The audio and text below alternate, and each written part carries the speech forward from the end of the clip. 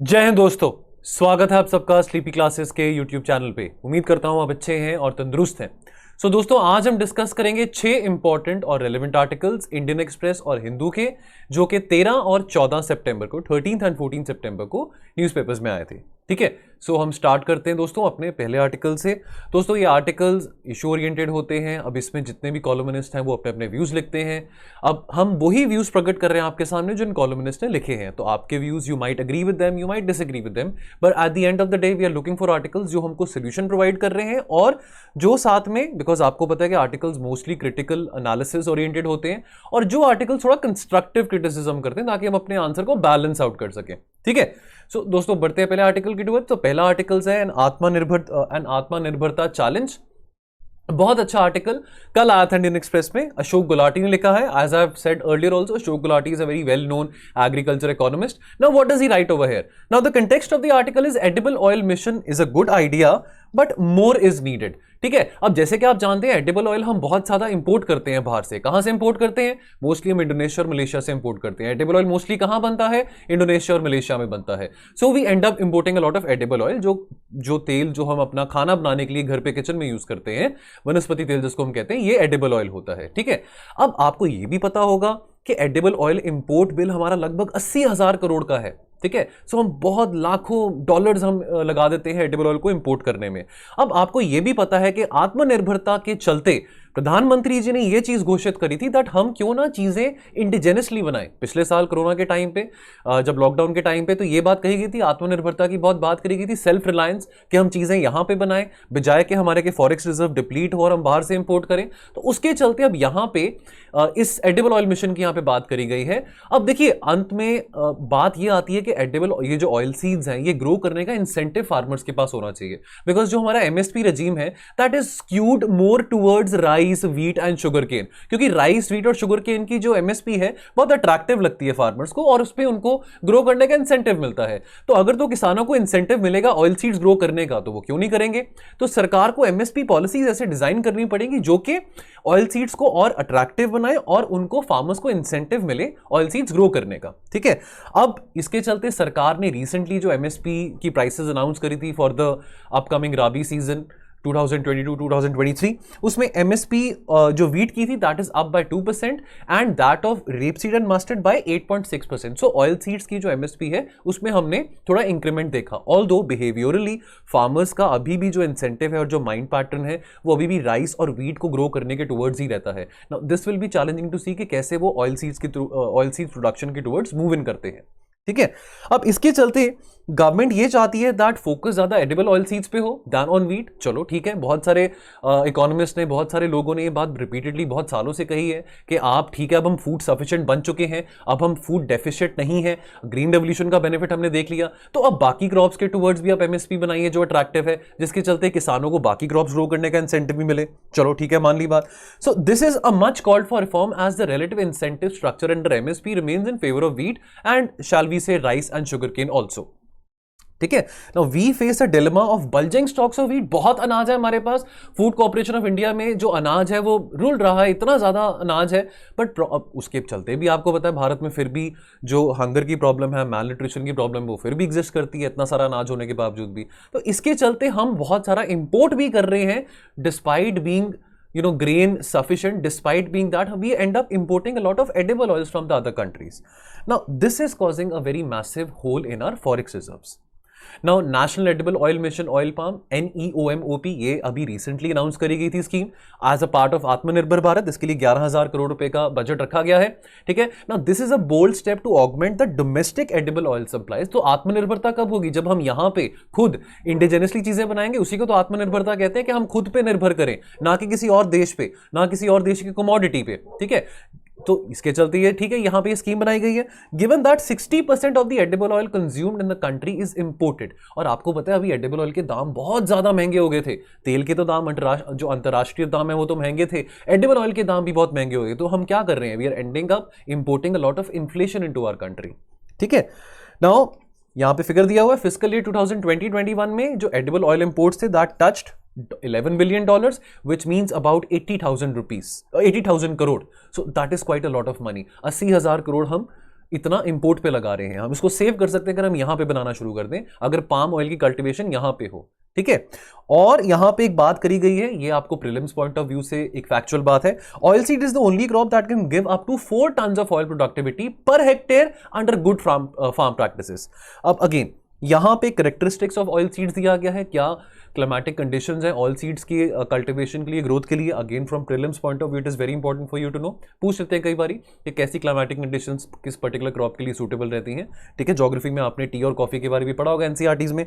तो यहाँ पे करेक्टरिस्टिक ऑफ ऑयल सीड्स में पहली बात हो कि पानी बहुत ज्यादा कंज्यूम करता है, वाटर गजलिंग क्रॉप है। राइस तो चलो वाटर गजलिंग क्रॉप है, ये भी वाटर गजलिंग क्रॉप है, इसको बारिश बहुत चाहिए, कम से कम 150 millimetre rainfall every month. So this crop also loves a lot of humidity, और this thrives best in areas with temperature between 20 and 33 degree Celsius. तो नॉर्थ ईस्ट में ये कंडीशंस काफी हद तक मीट हुई जा सकती हैं, बिकॉज नॉर्थ ईस्ट में बारिश भी होती है, लगभग तापमान भी इतना रहता है। तो इसी के चलते नॉर्थ ईस्ट पे बहुत एम्फोसिस दिया जा रहा है कि नॉर्थ ईस्ट में जो कल्टीवेशन है पाम ऑयल का वो और बढ़ाया जाए, ठीक है। यहां पे कुछ फैक्चुअल बात है that as per the area under oil palm cultivation as of 2020 it is only 3.5 lakh hectares, and much of this, which is 34%, is in the northeast states only, ठीक है, so including Assam. So NEOM-OP aims to bring an additional 6.5 lakh hectares under oil palm by 2025-26, of which 3.25 lakhs यानी कि आधा जो 50% जो है वो north east में ही ग्रो किया जाएगा, कल्टीवेट किया जाएगा, और बाकी जो है वो remaining parts of the country में, ठीक है। अट्रैक्ट फार्मर, अब इसके चलते ऑब्जेक्टिव्स में ये भी है that we have to attract, the government has to attract farmers through these policies, ताकि उनको इंसेंटिव मिले ऑयल सीड प्रोडक्शन का, और फार्मर्स के साथ साथ इंडस्ट्री को भी अट्रैक्ट करना पड़ेगा जो कि ऑयल सीड प्रोसेसिंग में इन्वॉल्व है, ठीक है। सो इसके लिए पॉलिसीज ऐसे निकालनी पड़ेंगी ताकि फार्मर्स को और इंडस्ट्री दोनों को, प्राइवेट सेक्टर प्लेयर्स दोनों को अट्रैक्ट किया जा सके to produce more palm oil.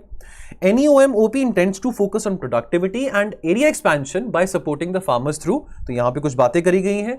Input assistance दिया गया है ₹20,000 to लगभग 20 से 30,000 प्रति हेक्टेयर फॉर प्लांटिंग मटीरियल, इतनी सपोर्ट देने की बात करी गई है।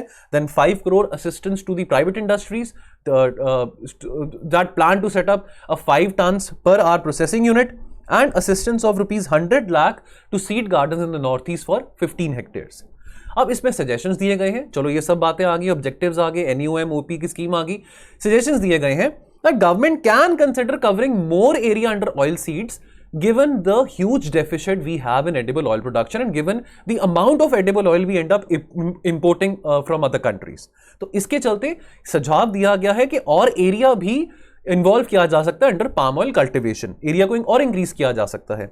Achieving self sufficiency in edible oil would require drastically cutting down area under cereal crops. ये एकदम से नहीं होने वाला, राइस और वीट को लेके फार्मर्स अभी भी बहुत अटैच है, तो एकदम से रातों रात नहीं होने वाला कि आज फार्मर्स ने ऑयल सीड्स प्रोड्यूस करना शुरू कर दिया। राइस और वीट से जो इमोशंस जुड़े हैं फार्मर्स के वो अभी भी रहेंगे। जो बिहेवियरल चेंज है that will take a lot of time, so the government needs to come up with new policies with more attractive schemes so that the farmers feel the incentive to grow crops other than rice and wheat. And also, last but not the least, to keep a check on the higher import duties due to which the global edible oil prices have gone up by almost 70 to 80%. ठीक है, तो ये import duty structure का जो काम है वो सरकार को चेक करना पड़ेगा कि इंपोर्ट ड्यूटी ऐसे सेट नहीं करी जा रही जिसके चलते हमको जो हम एडिबल ऑयल मंगवा रहे हैं बाहर से वो बहुत महंगा पड़ रहा है। चलिए, उसके बाद अगला आर्टिकल है इट इज स्टिल अपहिल। ये आर्टिकल इंडियन एक्सप्रेस में कल आया था जी, ठीक है। तो ये किस कंटेक्स्ट में बात करता है? तो अभी जैसे आप जानते हैं जीडीपी फिगर्स आए थे पहले क्वार्टर के, इस फिस्कल ईयर के पहले क्वार्टर के, जो भी जून एंड का जो क्वार्टर एंड हुआ था उसके जीडीपी के नंबर्स आए थे। सो ठीक है, हमने 20.1% ग्रोथ अचीव करा है as compare to the previous year fiscal year का जो पहला क्वार्टर था उसमें हमने कॉन्ट्रैक्शन देखा था 24% का, ठीक है। अब यहाँ पे बात करी गई है, चलो ठीक है, अभी एक क्वार्टर का आ गया, रिपोर्ट आ गई, रिजल्ट आ गया ना। The GDP to reach at pre covid level will take time, ठीक है, उसको टाइम लगेगा, ठीक है। अभी हम देखिए हमारा बेस बहुत कम था, अब इतने कम बेस से हम ऊपर आए हैं तो डजंट मीन कि हमने वो पूरी रिकवरी कर ली है, ठीक है। So it will obviously take a lot of successive quarters अभी लगेंगे जहां पे हम कंसिस्टेंटली अच्छी जीडीपी ग्रोथ दिखाएंगे, तब जाके हमारा कहीं जो प्री कोविड लेवल जो जीडीपी जो डेटा था उसके बराबर का हमारा जीडीपी आएगा, ठीक है। तो उसके चलते यहां पे कुछ बात करी गई है। पहली बात तो कि अभी सेकेंड वेव के टाइम पे ठीक है ऑब्वियसली कंट्रैक्शन आया, सेकेंड वेव के टाइम पे फिर से 1-2 महीने का lockdown mostly all over the country लगा हुआ था। अब द चेंज डिस्प्लेड, अब इसके चलते लेकिन जो बाकी इकोनॉमीज थी, चलो इंडिया में तो जो हुआ सो हुआ, बट इसी दौरान बाकी कंट्रीज ने फिर भी डिसेंटली मतलब उन्होंने ग्रो किया। जो यहाँ पे बात करेगी इटली की, इटली में कंट्रैक्शन इतना ज्यादा नहीं आया जितना इंडिया में आया था।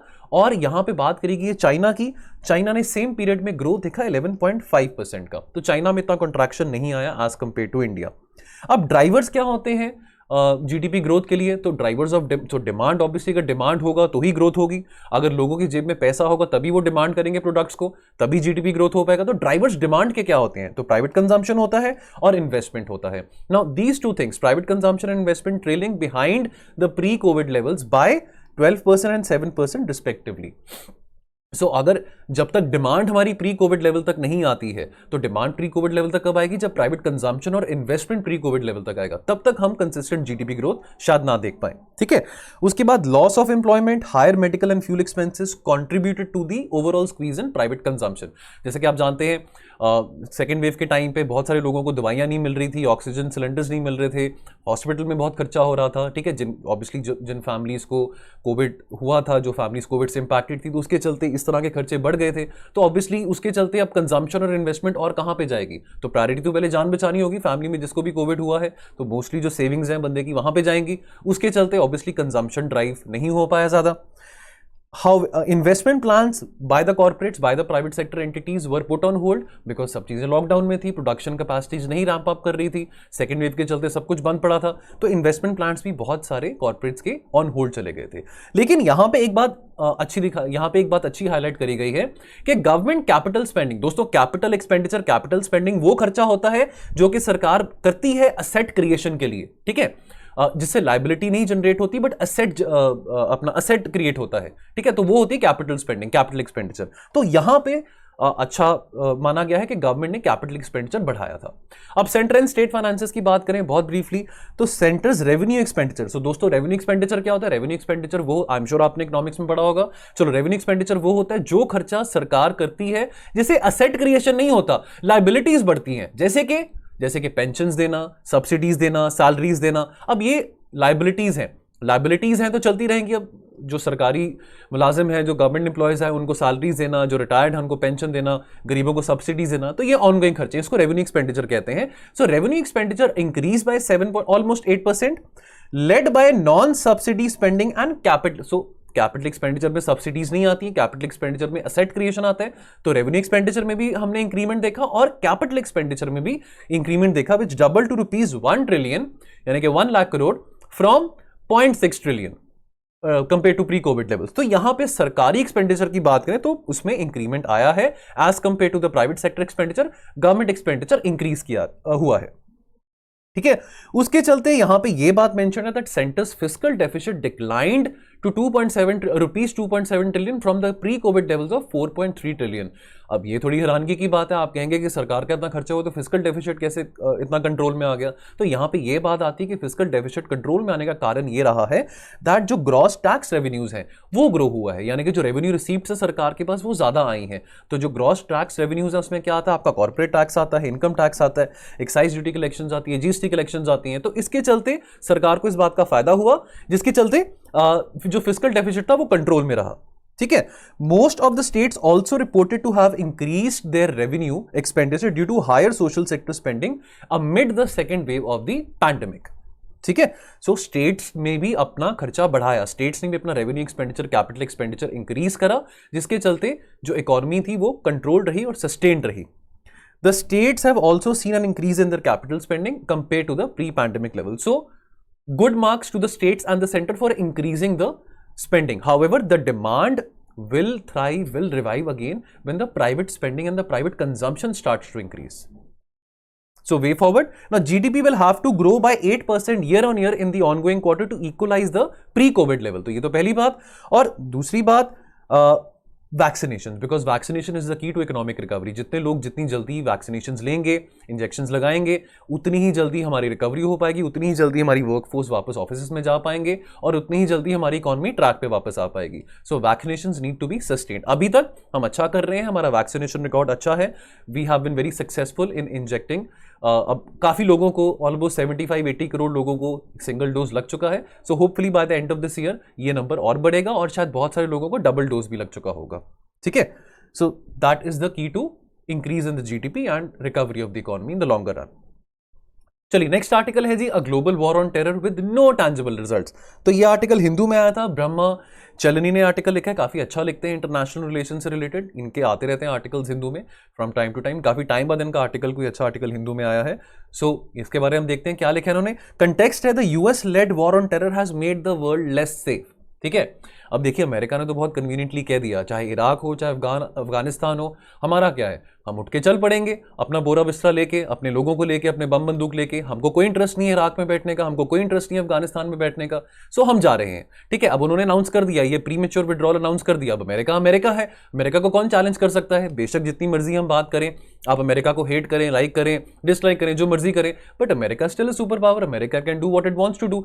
बट बात यह आती है जो कि सब कॉलमनिस्ट कह रहे हैं कि अमेरिका का विड्रॉ करना अभी इस क्रिटिकल टाइम पे सही नहीं था। ठीक है, now why was withdrawing from Afghanistan a blunder? तो यहां पे हम डिस्कस करते हैं। पहली बात तो the scourge of transnational terrorism has only spread deeper and wider in the world. ठीक है, सो यहां पे एक और क्वेश्चन रेस किया गया कि क्या अमेरिका के इस विड्रॉल से क्या have they sown the seeds of another 9/11, another September 11 type of an event to happen in the near future? because America ने विड्रॉल कर लिया तो बात तो घूम घुमा के वहीं पे आ गई जहां पे 2001 में थी, तभी भी तालिबान था, अभी भी तालिबान है। तो क्या अमेरिका ने इस बात को बढ़ावा तो नहीं दिया कि आने वाले टाइम में कोई ऐसा फिर से अटैक होगा? ये एक बात आती है। The Taliban's defeat of the world's most powerful military represents the greatest victory of violent Islamist in the contemporary times. ठीक है, सो अब देखिए ये भी हैरानगी की बात है कि तालिबान का जो कैबिनेट है, तालिबान का जो प्राइम मिनिस्टर हो, इंटरिम होम मिनिस्टर हो, ये सब यूएस और यूएन डेजिग्नेटेड टेररिस्ट हैं। ठीक है, ये थोड़ी बात फनी भी और थोड़ी बात बहुत अजीब भी है कि इन्हीं लोगों के साथ आज नेगोशिएट अमेरिका कर रहा है और इन्हीं लोगों के अगेंस्ट अमेरिका ने 20 साल पहले लड़ाई छेड़ी थी और $3 ट्रिलियन का खर्चा किया गया अफगानिस्तान की लड़ाई के ऊपर। तो ये बातें they are not adding up. ठीक है, American allies feel the fear of being abandon from USA. अब देखिए जब ट्रम्प था तो ट्रम्प ने क्या कहा था? अमेरिका फर्स्ट, कि भाई अमेरिका फर्स्ट रहेगा, बाकी और लोग पहले नहीं आएंगे। ठीक है, यानी कि जो मेरी फॉरेन पॉलिसी है, जो मेरी डोमेस्टिक पॉलिसी है, वो मेरी सिटीजन्स को केटर करेगी। अब जब जो बिडेन आए तो जो बिडेन ने कहा कि नहीं नहीं रुको, America is back, America first तो है ठीक है, but America is back. America के जो अलाइज हैं, जो नेटो अलाइज हैं, जो गल्फ किंगडम्स हैं, जो बिडेन ने आके इस बात को लोगों को एश्योर किया कि नहीं हम कहीं नहीं है, we are back into the international politics and we are very relevant. But this thing is not adding up because American जो अलाइज हैं now they have this fear that probably they are being abandoned by the USA, especially the American allies in the Central Asian region and in the South Asian region. ठीक है, okay, so terror interconnection. So Taliban are closely in alliance with the other terror groups. देखिए तालिबान तो आज तक ये बात मानने को तैयार नहीं है कि ओसामा बिन लादेन ने 9/11 के अटैक्स कराए थे, तो तालिबान तो इस बात को भी एग्री नहीं करता। तो और क्या बोले, तालिबान के अच्छे रिश्ते हैं अलकायदा के साथ। ये भी माना जाता है कि जो भी काबुल एयरपोर्ट पे 26 अगस्त को जो सुसाइड बॉम्ब अटैक हुआ था उसमें भी तालिबान का हाथ था। ये जो आइसिस खुरसन है, आइसिस के है, ये भी तालिबान का अच्छा दोस्त है। तो अब इस सिचुएशन में क्या करें? तालिबान की दोस्ती अलकायदा के साथ भी, आइसिस के साथ भी है, और तालिबान के कैबिनेट में कोई बहुत दूध के धुले बंदे तो नहीं बैठे हुए। हकानी नेटवर्क से सिराजुद्दीन हकानी उनके होम मिनिस्टर हैं। इस तरह के लोग अगर उनके कैबिनेट में बैठे हुए हैं तो क्या क्रेडिबिलिटी है तालिबान की? डिस्पाइट दैट फैक्ट इंडिया को तालिबान के साथ एंगेज तो करना ही पड़ेगा। ठीक है, so interestingly Afghanistan is set again to become a haven for the transnational terrorist under an all-male regime dominated by the former Guantanamo inmates and UN listed और US designated terrorists। तो ये सब तालिबान के जितने भी कैबिनेट मेंबर्स हैं ये सब US और UN designated terrorists हैं और इन्हीं के साथ अब USA नेगोशिएट कर रहे हैं, टेबल पे बात कर रहे हैं। सो this is a mockery. So remembering the 9/11 attacks after 20 years, after 2 decades, the need of the hour is what? The need of the hour is to build new international consensus to help drain the terrorism breeding swamps. तो ये जो आस्तीन के सांप USA ने पाकिस्तान के through आज से 25 साल पहले अपने घर के बैकयार्ड में पाले हुए थे, वही आस्तीन के सांप इनको डसने के लिए आए 2001 में, और अब वही आस्तीन के सांपों को वहां पे अफगानिस्तान में बिठा दिए। तालिबान की जो सरकार बनी है, अब आगे आके भी कोई ऐसा इवेंट होगा कि नहीं होगा, ये time will tell. War and terror, ये अगला आर्टिकल है दोस्तों, ये आज इंडियन एक्सप्रेस में कवल सिब्बल ने लिखा है, बहुत अच्छा लिखते हैं, ये फॉर्मर फॉरेन सेक्रेटरी हैं इंडिया के। तो देखते हैं इन्होंने क्या लिखा है। तो इनका कंटेक्स्ट है failure of US war on terror. Again वही देखिए, अब अगेन मैंने ये वीडियो की शुरुआत में कहा था कि ये कॉलमनिस्ट हैं, ये अपने व्यूज प्रकट कर रहे हैं, हमारा काम है कि वही व्यूज आपके सामने सिंपल डीक्लटर्ड वे में आपके सामने रखना, ठीक है। तो अब बहुत सारे आर्टिकल्स ऐसे भी आते हैं जहां पे यूएस को क्रिटिसाइज नहीं किया जाता, जहां पे ये कहा जाता है कि यूएस स्टिल रेलिवेंट है, जितनी मर्जी हम बात कर रहे हैं मल्टीपोलैरिटी की, फिर भी US is a supreme power, is a hegemon, तो वो सब ठीक है। बट यहां पे इनके व्यूज डिस्कस करे जा रहे हैं, और इन दोनों आर्टिकल्स में जो भी हम डिस्कस करेंगे और जो पीछे निकला है, ये बात डिस्कस करेगी दैट क्यों, why this withdrawal of the US was not very good. So why has the US-led war on terror failed badly? Right. So number one, failure in Iraq and Afghanistan to do nation. अब देखिए, America की बहुत पुरानी आदत रह चुकी है that under the garb of promoting democracy, under the garb of setting up democratic regimes, America ends up invading these countries like Afghanistan, Iraq, Libya, Syria, और अंत में निकलता कुछ नहीं है, ठीक है। अंत में क्या होता है कि और प्रॉब्लम्स बढ़ जाती हैं। अंत में ये होता है कि और एक्सट्रीमिस्ट ऑर्गेनाइजेशंस वहां पे आके कंट्रोल कर लेती हैं। चाहे वो इराक था, इराक में चलो सद्दाम हुसैन के अगेंस्ट ये कहा गया कि इराक में Saddam Hussain weapon of mass destruction उसने वहां पे रखे हैं, इराक के अंदर नहीं मिले वो वेपन्स ऑफ मास डिस्ट्रक्शन। अब आज के टाइम पे इराक में क्या हुआ, खास करके 2-3 साल पहले आईसिस का कितना कंट्रोल था इराक के ऊपर, आप सब जानते हैं, आप सब ने वो इमेजेस देखा, उसका इंपैक्ट सीरिया के ऊपर भी था। देन अगर हम अफ्रीका की बात करें तो आईसिस का ग्रुप अफ्रीका में भी बहुत स्ट्रांग है, चाहे वो लिबिया हो, ठीक है। तो अब इस अमेरिका की इस आदत के बाद अंत में नतीजा क्या निकलता है? Nothing concrete comes. उल्टा वहां पे उन कंट्रीज में जहां पे अमेरिका ने इन्वेड किया था, वहां पे और एक्सट्रीमिज्म बढ़ जाता है। So chaos in Libya and the havoc in Syria exposed the political and military limitations of the war on terror as an instrument of state power in eliminating non-state actors. So again, despite all the efforts by the US, we have seen in the last 10 years, 12 years, upsurge in terrorism, civil conflict, refugee flows, and unprincipled local compromises with extremism. ठीक है। Now post the death of bin Laden, तो माना जाता था कि बहुत strategic victory है bin Laden को जब 2011 में जब उसको मारा गया, उसके बाद Islamist terrorism has been on the rise even more than what it was when Osama bin Laden was alive, right? So that got a tremendous boost with the rise of Islamic State in parts of Iraq and Syria.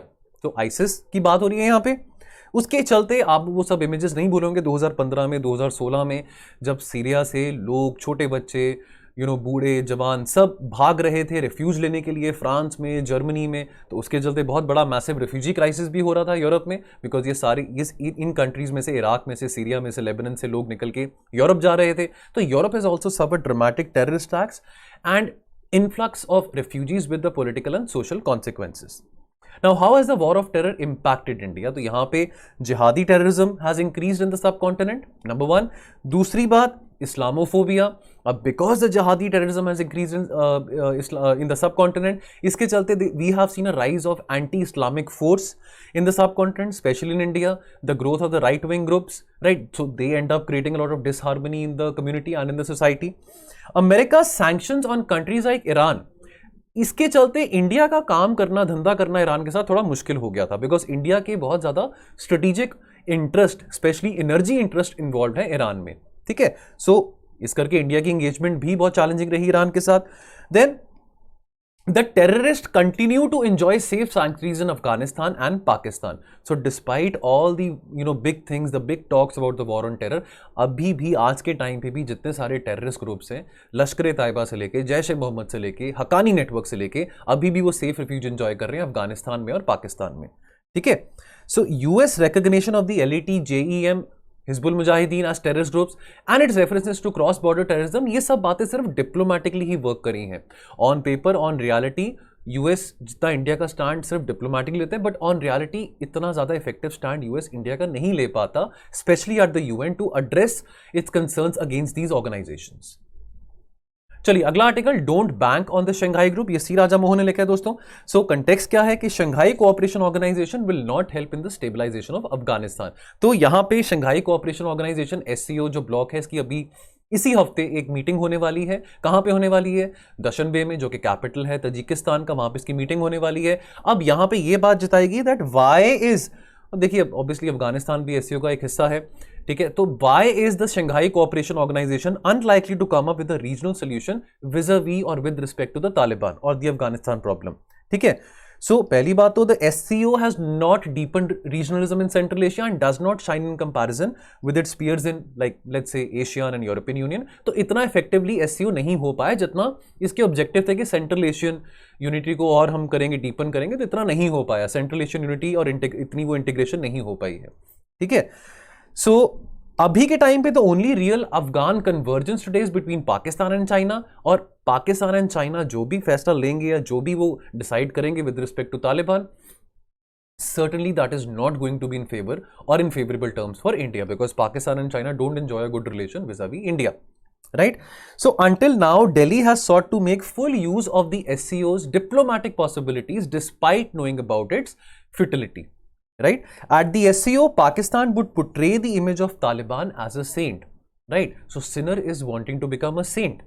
ठीक है, तो आज जो पापी था किसी जमाने में, आज वो एक गुरु बनने वाला, आज एक वो पंडित बनने वाला है, that he is going to become a महापुरुष. तो ये चीज जो पिक्चर है Pakistan will portray at this summit. तो अगर वहां पे तालिबान को इतना बढ़ा चढ़ा के अगर वहां पे रखा जाएगा, तो do you think any solution will come vis a vis Afghanistan? जो क्रिटिकल इश्यूज हैं impacting the Afghan society, do you think they will be able to be addressed at this forum very effectively? Chances are very less. Way forward यहाँ पे क्या suggest किया गया? So Indian prime minister जो summit में जाएंगे, उनको leaders of the SCO को 3 अहम मुद्दों पे एक रिमाइंडर देना पड़ेगा, जिसके लिए एससीओ की स्थापना करी गई थी.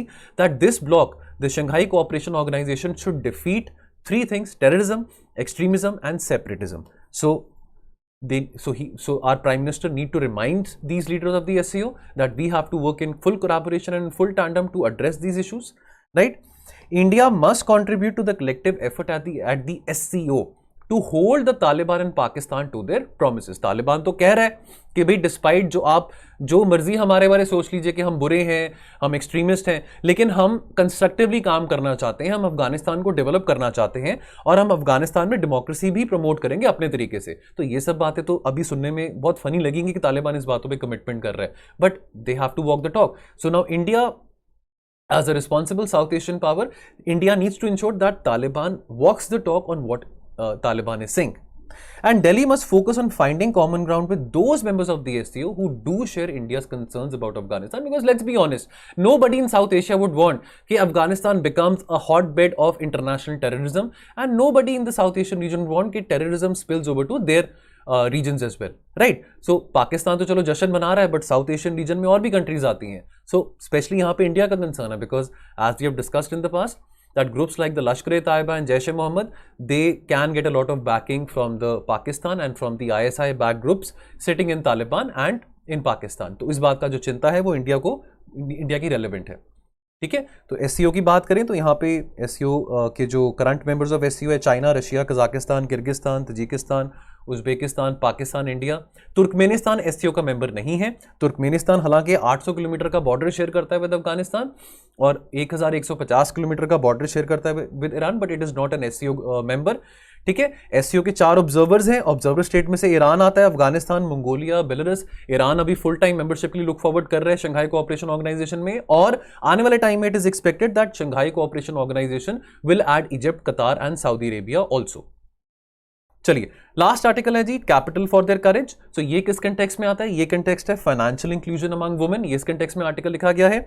सो कंसर्न्स, तो यहां पे बात करी गई है दैट ऑब्वियसली कैसे हम जो फाइनेंशियल कैपिटल है, जो फाइनेंशियल क्रेडिट है, वो औरतों के लिए भी इजीली एक्सेसिबल और अवेलेबल कर सके, तो तभी सही मायने में वुमेन एम्पावरमेंट हो पाएगी. तो ये बात करी गई है. ठीक है, so banks and private financial institutions they erroneously believe that a poor person takes a micro credit loan because she can not save. ये बात गलत है, बिकॉज अगर आप किसी गांव में जाके देखेंगे तो जो कोई औरत है, जो रूरल वुमेन है, वहां पे उसके पास सेविंग्स अच्छी खासी होंगी, बिकॉज वहां पे जो नेटवर्क है ऑफ दी पोस्टल एजेंट्स वो बहुत स्ट्रांग है. तो इस आर्टिकल में ऐसी बात करी गई है that rural women are able to save a decent amount of money because of the village postal agents who collect their savings from their door steps.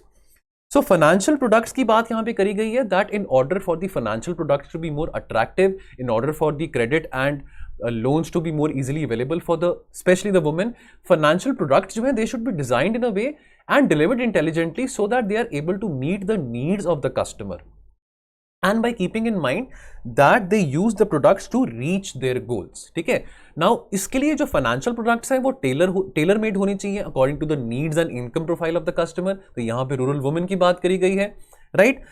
Financial service providers are not motivated. तो हम देखते हैं कि financial service providers की बात करें, banks की बात करें, इंश्योरेंस कंपनीज की बात करें, वो डीमोटिवेटेड फील करती है, इतना इंकरेज फील नहीं करती है रूरल एरियाज में जाके अपनी ब्रांचेस खोलने का. अब ऑब्वियसली इसके चलते जो अर्बन लोग हैं वो तो एंजॉय करते हैं फाइनेंशियल प्रोडक्ट्स को, वहां पे अच्छा अर्बन एरियाज में अच्छा पेनिट्रेशन है बैंक्स का, इंश्योरेंस कंपनीज का, बट रूरल एरियाज में नहीं है. सो इसके चलते अगर पेनिट्रेशन इफेक्टिवली रूरल एरियाज में नहीं हो पाएगा तब तक फिर वो जो फाइनेंशियल क्रेडिट है या जो फाइनेंशियल प्रोडक्ट्स हैं वो सिर्फ अर्बन कस्टमर्स के लिए एक प्रिविलेज बन के रह जाएगा. और लास्टली दो इश्यूज को एड्रेस करना बहुत जरूरी है. Financial literacy and technology readiness are two critical issues which need to be addressed among the rural women so that they can easily avail the credit and other financial products offered by banks.